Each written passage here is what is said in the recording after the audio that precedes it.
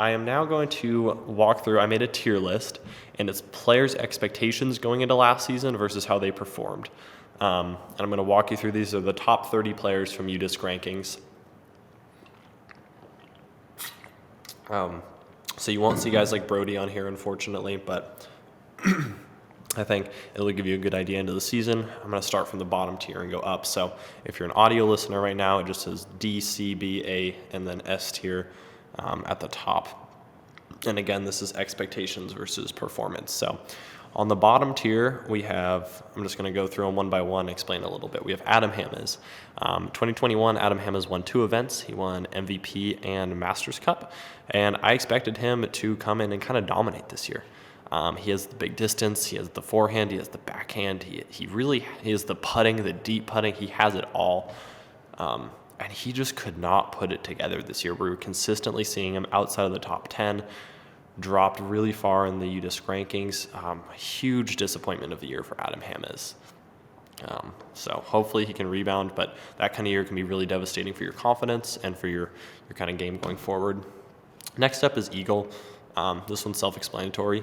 I do not think Eagle would have been happy if you told him that he'd be out for almost the entire year with an elbow injury. When we saw him, he played amazing at Europe, but overall the year was a disappointment for him, not because of anything he could control, but just because injury. James Conrad came off his Worlds win. We kind of thought, guys, now with MVP, is this the new James Conrad? Not really. Didn't really see him in contention this year. Fell down well outside the top 10 in UDisc rankings.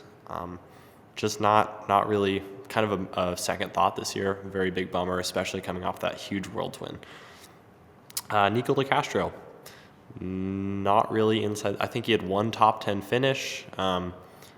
No top 5s, no podiums before he got suspended, gets suspended, leaves. Bad year for Nico. Changed sponsors again.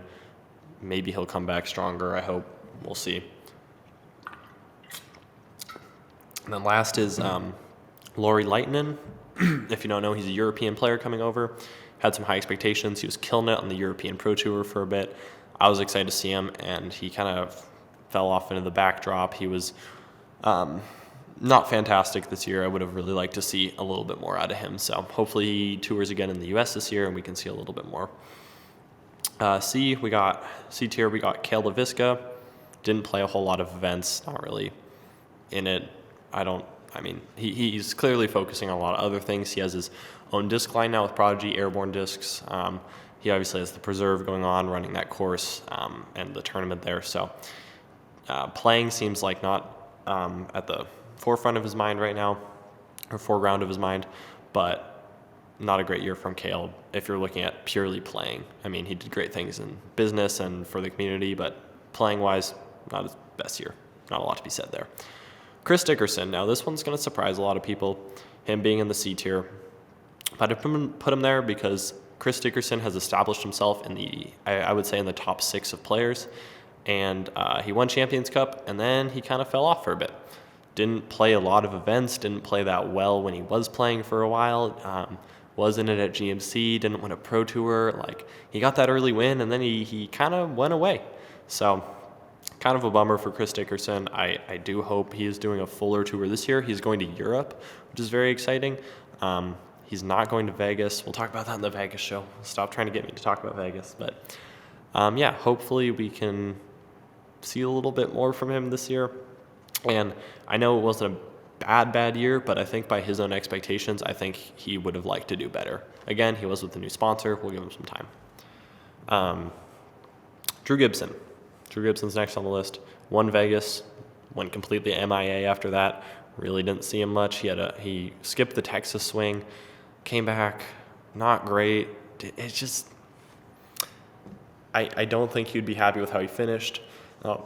He does have his company, Finish Line Discs, now. He's making stuff, doing business. Maybe his entire focus isn't on the Pro Tour. There's my phone going off. It's very nice. So we will see if Drew Gibson can have a little bit of a better year. He did get that win, exciting, but you got to kind of continue that.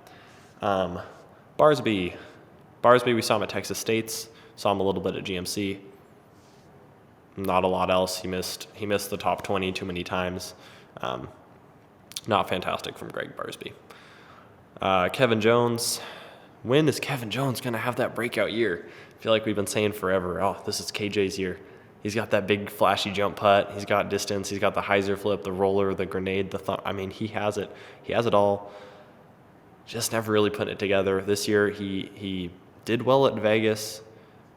He didn't really impress me outside of a couple events. It was kind of a bummer year for Mr. KJ USA. Didn't super come close to a win. Jonesboro was his closest, but he really threw that. He came close to Jonesboro, but he was right in it with Heimberg and McBeth. And if he got into a playoff with them, I would not take Kevin in that because Calvin's a killer in playoffs. McBeth is a killer. Kind of a bummer year. I would expect to see him in the top 5 a little bit more. Next up is Linus Carlson. He was the highest rated European player who was coming over for the full-time tour. I think he was 1032 at the time. Latitude 64 sponsored player, really hyped up. Didn't really see him a ton until MVP. He had a chance for the win on 18 through a horrendous tee shot. But I have faith that he's one of the guys that will fully bounce back. Like, I think he is too talented. He's acclimating to life on the tour in the U.S. I think this year, if he is touring full-time, I really hope we see the best of Linus because he is super talented. Next up, we got Mr. Nate Sexton. Similar to Cale, didn't tour a lot. That's really all that can be said there. I don't know if, he wasn't expecting to tour a lot, but I would love to see him more because Sexton could absolutely still pull out a win on a technical course or anywhere. He won Vegas a few years ago. He could really pull out a win anywhere. In the B tier, these are guys who were at or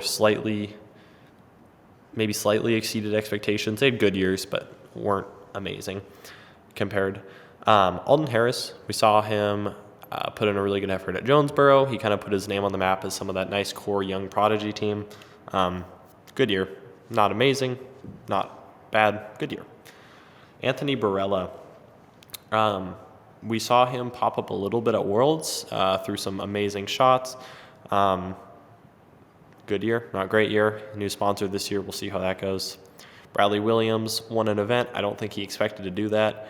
It was on the same day he had won his first pro tour, or he won the first pro tour, I think it was, at Maple Hill. I think it was like 10 years to the day. I don't remember the exact amount of years, but overall, good year for Bradley. Other than the win, didn't see him. Garrett Gurthey. I think Garrett Gurthey had a solid year. I think he has high expectations for himself because he has been kind of a upper tier player at times. We saw him in contention at Portland, kind of throwing it away versus Simon. He did get that Silver Series win, so if I was Garrett Gurthey, I'd be happy with my year. Kyle Klein. I could probably put Kyle Klein in A tier. He's kind of on the edge. Started out rough, and then in the middle of the season, he just went on a top 10 tear. If you look at it, 5th, 6th, 7th, 5th, 4th, like really, really good stretch middle of the season. I was super happy to see him bounce back. He was also acclimating to kind of a new tour lifestyle a little bit. Came off a win last year at Idlewild, or 2 years ago now, at Idlewild. Hopefully he can get back on the winner's podium this year, or on the winner's spot this year. Fantastic player with Tasmania. So rough start, picked it up a little bit. Solid year from Kyle. Matthew Oram.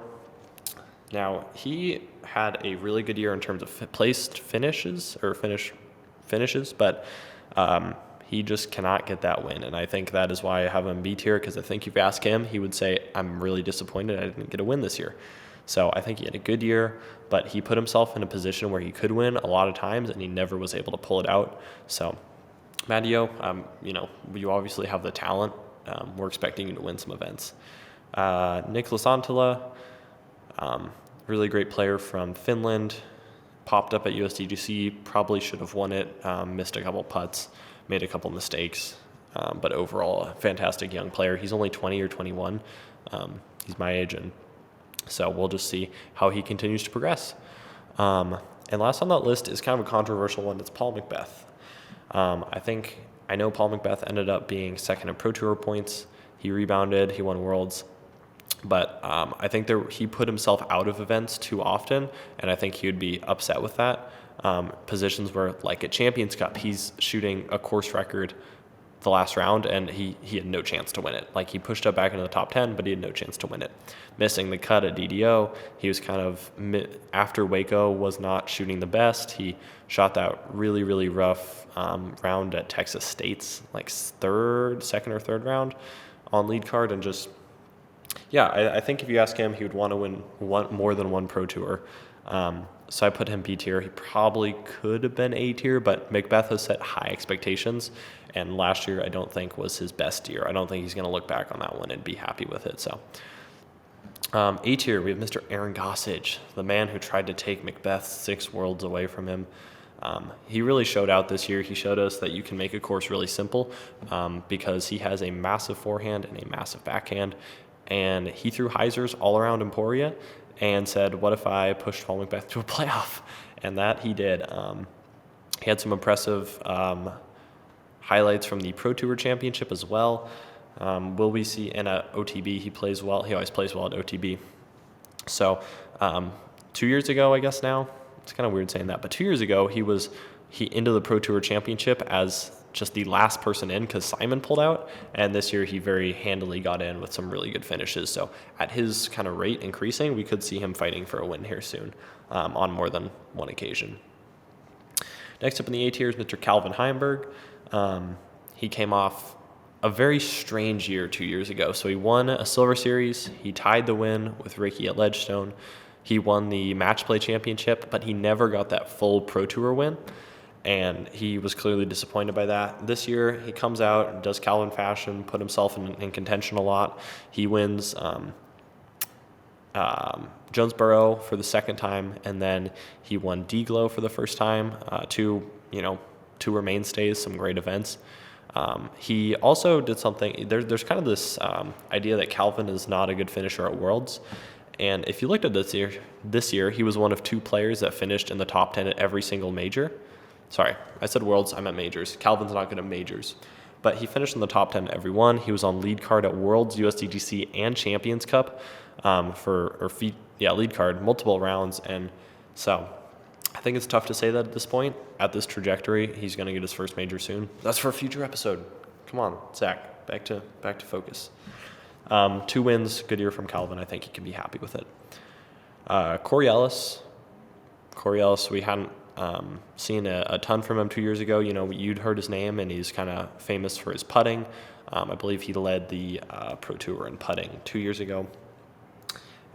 And he arguably could have had 2 wins this year. D-Glow pushed Calvin to a playoff, threw it OB on hole 1.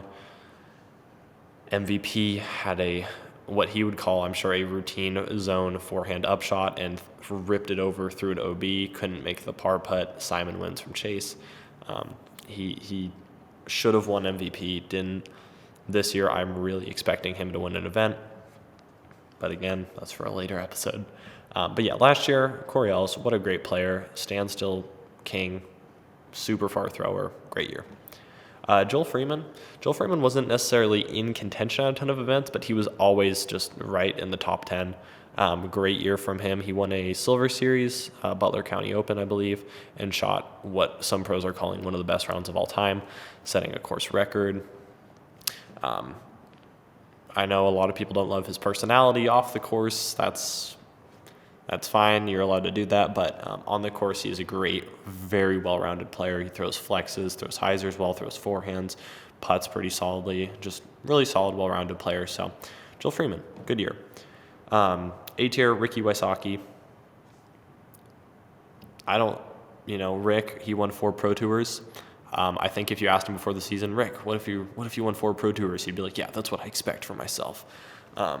He's a top-tier competitor, super competitive guy. And the reason I have him A tier instead of S tier is because he did not win a major.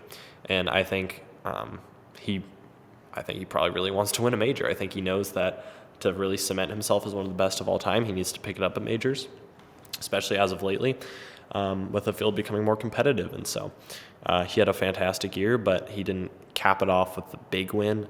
But again, player of the year, great, Pro Tour points winner, great season, but not an S tier season for Rick. Like, Rick has done this before.